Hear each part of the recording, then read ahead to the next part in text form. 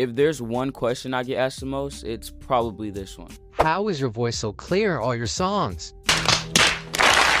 Okay, I'm back. I'm sorry. The video's here. I'm sorry about the wait. There will be a lot of explaining towards the end of the video, but just know it has a lot to do with school and work. Cap. I'm a busy man, and this is something that I do for fun. I truly appreciate you guys for the support and the love, and I have tried my best to come back when I can, but I just never found the time.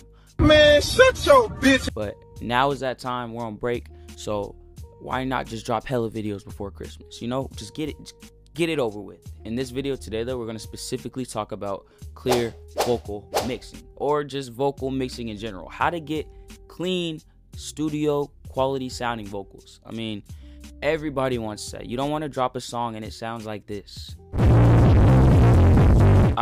I've dropped songs like that before, but they've been deleted and you cannot find them, so don't look. I know audio quality is one of the harder things to learn over time, as you really don't have a good understanding for it when you start music. You just learn to get a voice preset and get a beat and lay your vocals on top of the beat, call it quits, save it, and shoot it out and make a video. That is not how you do that. When mixing your vocals, you have to take your time and you have to do things strategically and get them that much right just to get that much more attention to your music.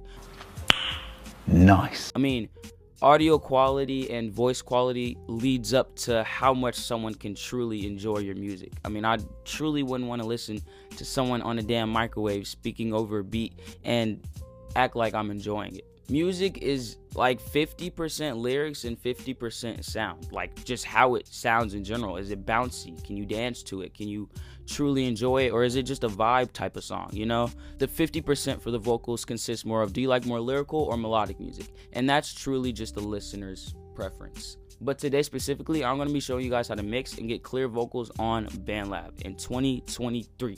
Let's go. If you've seen my previous videos, like these videos, then you'll probably know what to do to get to the point we are now.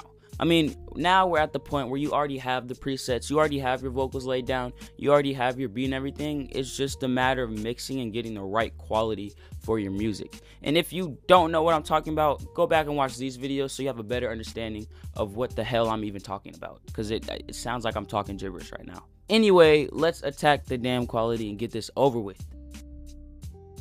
The first thing you want to do is actually open the damn audio file. So when you open your music file, you have your beat, your vocal layers, your ad-libs, your blah, blah, blah, your punch-ins, all of that. First things first is you're going to put the beat straight on mute. The first thing I do to silence a beat is just mute it. Press that M right next to the vocal layer, and it's going to mute the entire layer, not the entire column. That is not what it's called. I don't know, but the whole screen won't get muted. It's just that one layer will get muted. Once you have your layer muted, you're gonna look at your first 2 layers or your vocal layers. It could be more than 2, but usually for most people it's 2 to 3, maybe 4, depending on how you want to set it up. Chorus in 2, and then your verses in another 2, or if you just want to slap it all on 2 layers, you could do that. Do whatever makes you comfortable. But once you have your vocal layers pointed out and spotted out, you're going to look for extremities in the vocals, as these, for example. Like, why the hell does a vocal stretch that long of absolute nothingness? You can clearly see that I'm not talking or there's no audio going through it, so let's just take that out of the picture completely. These extra tags or extra vocal parts that don't need to be there will cause static in your sound in the background that you really won't pick up until you put headphones on, and it'll sound different. It's a background sound, and it takes away from the good audio part. So trust me when I'm telling you, take this part out. You need to leave. Once you cut this out, you're gonna fade it. So make sure to do this on every single track on the vocal layer. It is a very tedious process, but it will be worth it. I promise you guys. Once you get done chopping out all those extra tags, those vocal tags, and then fading all your vocals, you are not done. At this point, even though it's not really an audio tip, it's kind of just a tip in general. Stop. What do you mean by that? I would unmute my beat and then mute my stabs and my background sounds, or my stabs and my ad-libs, and then I would just focus on the vocals and the beat. Make sure that your vocals are aligned with your beat and that it all sounds good before you start attacking your stabs and your ad-libs, because if the vocals don't match up and they're off beat, those attack, stab, ad-libs, those will all just be out of place. So make sure your vocals are on beat and everything is up to par. Once you got your vocals on beat and everything's laid out perfectly, then you're going to attack those stabs and those ad-libs. So what you're going to do is literally just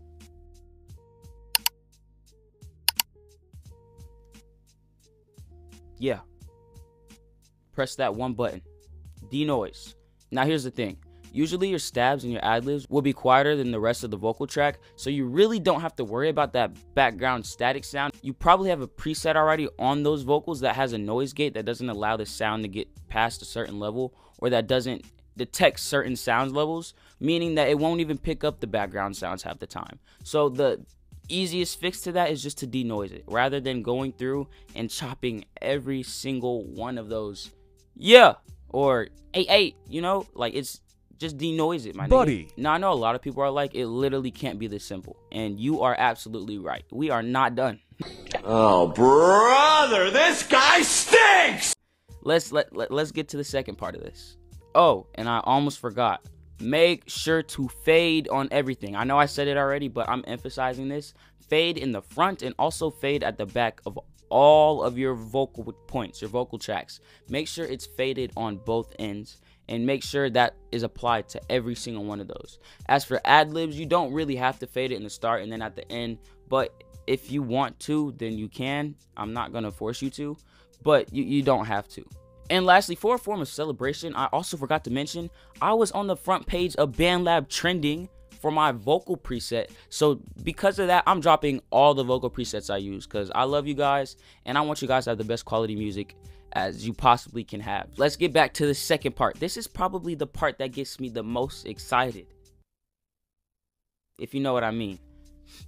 I'm joking, guys. I know my audience. I probably shouldn't make jokes like that. It's like 99% guys.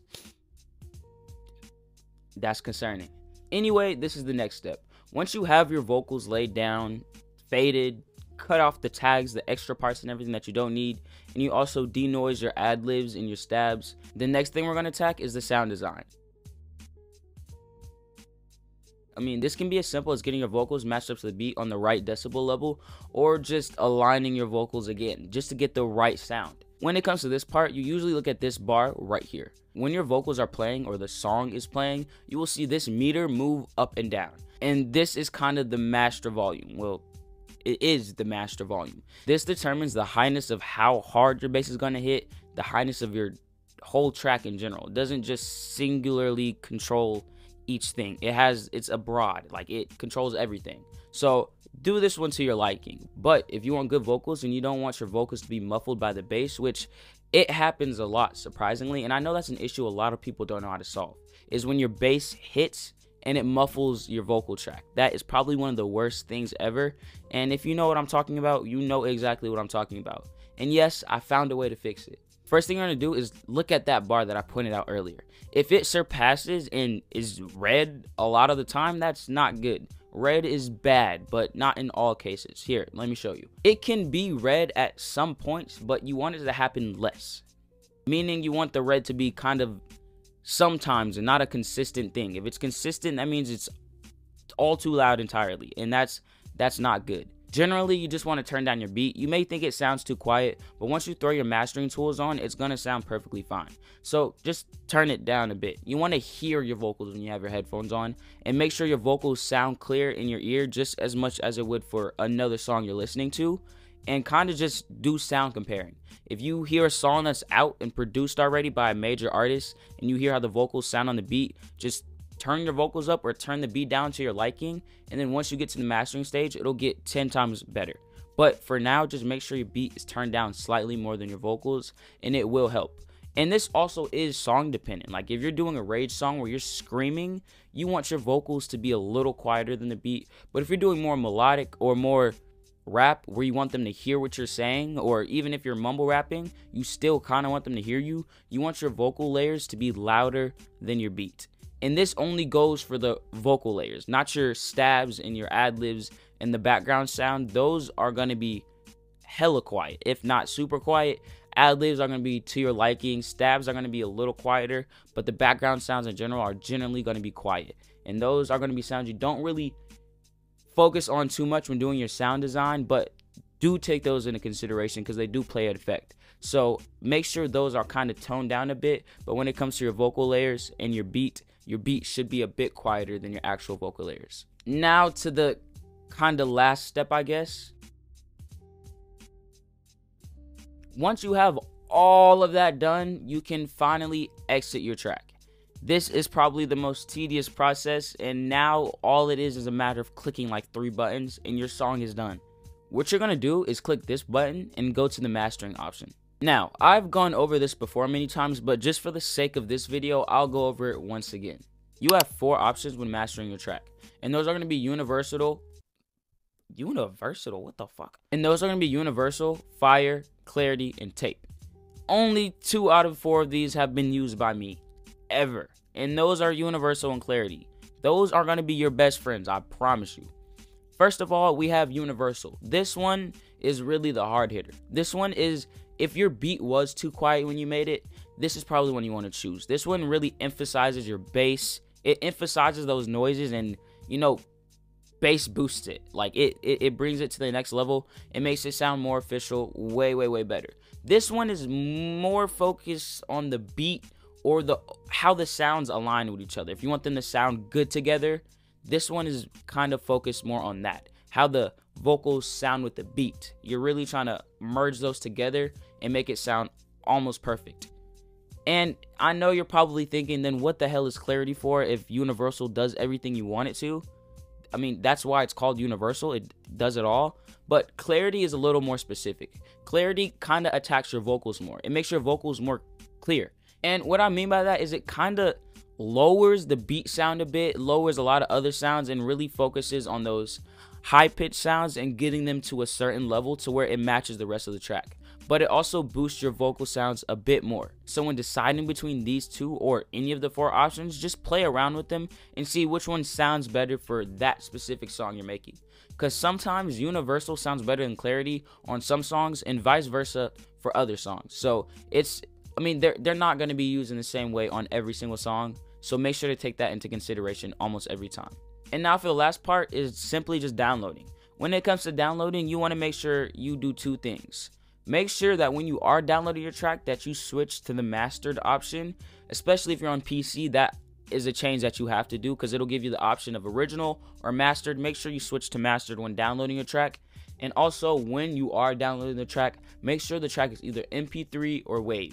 Not that the other ones don't sound good, they sound perfectly fine, but these 2 are the ones that'll give you the best audio quality sounding songs. And it'll sound the best on speakers, I promise you. Before I end this video, throughout the video, you saw various clips of me answering questions from my various YouTube videos, and I'm going to finish off the video doing the same thing. So let's get into it. Wasky Cute. He says you should get dreads or freeforms because it would fit your personality. What the fuck does that mean, my nigga?